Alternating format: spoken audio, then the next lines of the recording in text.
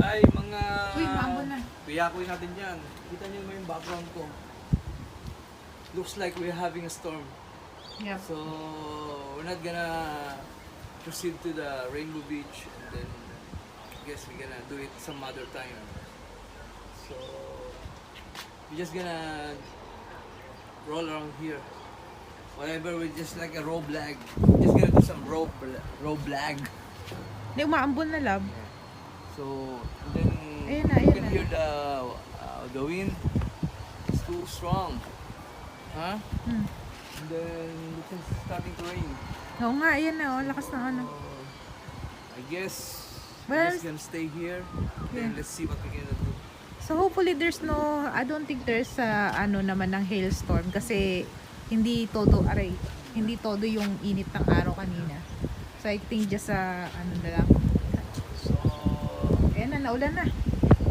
but so we're just gonna cancel the Rainbow Beach. Yeah, we decide na we just gonna stay there next time dun sa mismong Rainbow Beach kasi actually marami din naman doon kaso na talagang fully book lang. Ayan, ang lakas na guys ng ambon. Yeah, it's sleepy. So it's raining. Ayan na, ayan. So we're just gonna stay here for today. Cozy naman ang aming accommodation. So we just gonna watch everything unfold outside our window. Ayan o. Alam mo, masarap gawin ngayon, love. Magkakape tayo. No? Yep, that's right. So we're just gonna stay here, chilling. Tas natin ng konti kasi yung ulan pala umaano siya. Tas, yan. Buti pala, good decision talaga na Hindi mo tayo hindi tayo tumuloy, kundi may stock up din tayo. Baka mamaya mabalaho pa tayo sa sun din. Anyway, it's all about Don't worry, we have foods. We have yes. something to drink here. we have So food. we're fine. Then we're still living like a tourist here. Yeah. So Ang ano naman, sandali.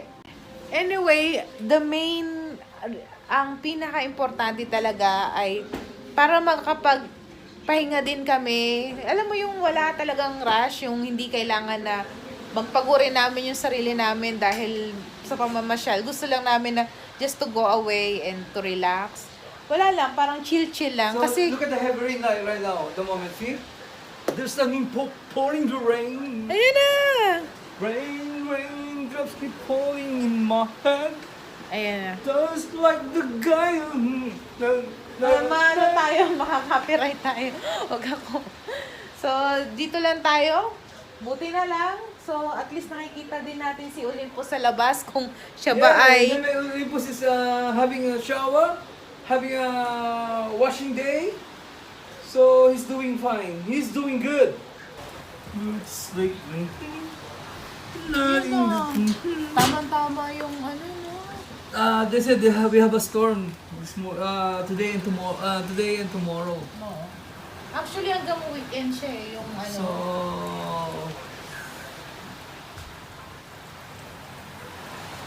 So we just stay here, then tomorrow we're gonna leave before lunch. Yeah. Hopefully we're gonna go somewhere like strawberry picking along the way. If we have a time, we have a chance. We'll see. So ano ang pinakamagandang gawin ngayong umuulan? Ha? Buksan natin to. Ang pinakamagandang gawin ngayon ay mag-kape. Tayo magkakape. Kasi, ayan. So, safe tayo dito. Meron tayong mga foods. Importante, meron tayong rice. Kanina pala, nagluto na ako ng rice. Meron kami roast pork pala dito. So, kanina, nagluto ako ng rice sa microwave. So, nakaluto ng inyong Ate Joy. So, 2 cups of rice, 10 minutes sa microwave. O, diba? Ganyan lang tayo, te. 2 cups of rice equals happy tummy. Happy tummy. So, lagi ako nagdadala ng microwavable para sa, pag umaalis kami, para sa rice. Para, for sure kasi mayroong microwave lagi. Diba? So, tapos, meron tayong lutuan dyan. Meron tayong mga cutlery dito na magagamit. Happy life. Diba? Simple as that. No drama. Maaga kami gumising kasi sinabihan nga kami na may dolphin feeding dito every morning. Tapos sinabihan kami na at least mga 6 a.m. kailangan nandun na kasi yesterday sobrang dami ng tao. Kaya aga namin gumising. So kami naman halos yung nauna dun sa pila, kaya maganda. Tapos yun, nagpakain kami ng dolphin, ganyan. Nagpakain sa dolphin. Nagpakain sa dolphin ng isda. So, if you are watching this vlog, I guess isusunod namin to sa pag-upload ng dolphin feeding. Dolphin feeding. Yeah. So, this is gonna be the next vlog after the dolphins feeding. So, it's like 3 p.m. in the afternoon right now. So, kung mapapalad dito, hindi tayo natuloy sa Rainbow Beach. That's as simple as that. Home arrest tayo yan. House arrest. House arrest because of the weather. So, sama-sama tayo, mga kuya ko dyan. Dadamayan namin kayo.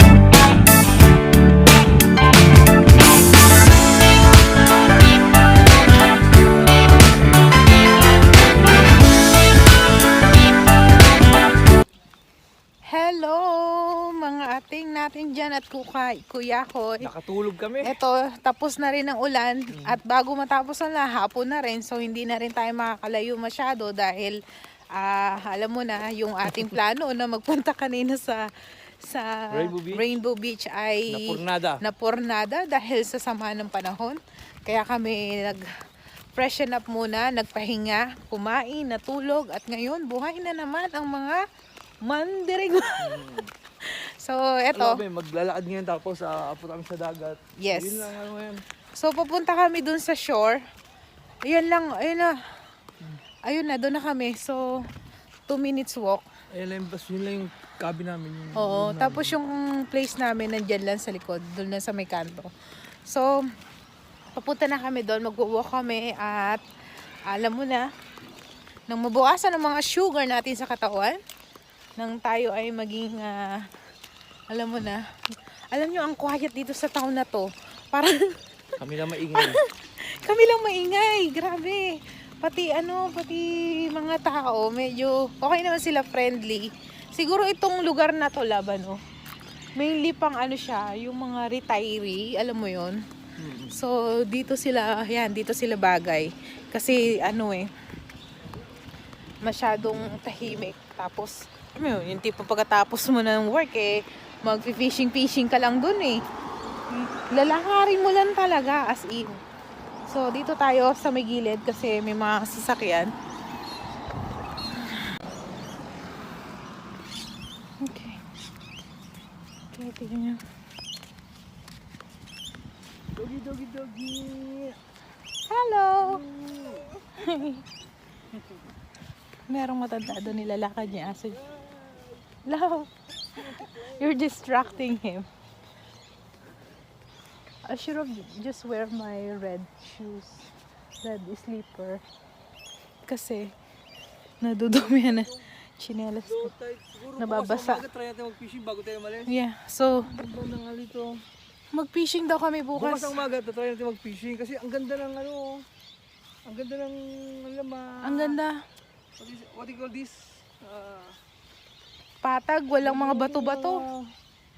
Sure? Crab yung... Ay! Oo! Oy, Eman! Pre, Eric, nako, masarap dito, crabbing, Kasi kumbaga, hindi siya yung open water na na dagat, hindi siya open water, parang siya, yung pinaka main open water, yung Rainbow Beach, parang siya, kanal na malapad, parang lake, bay.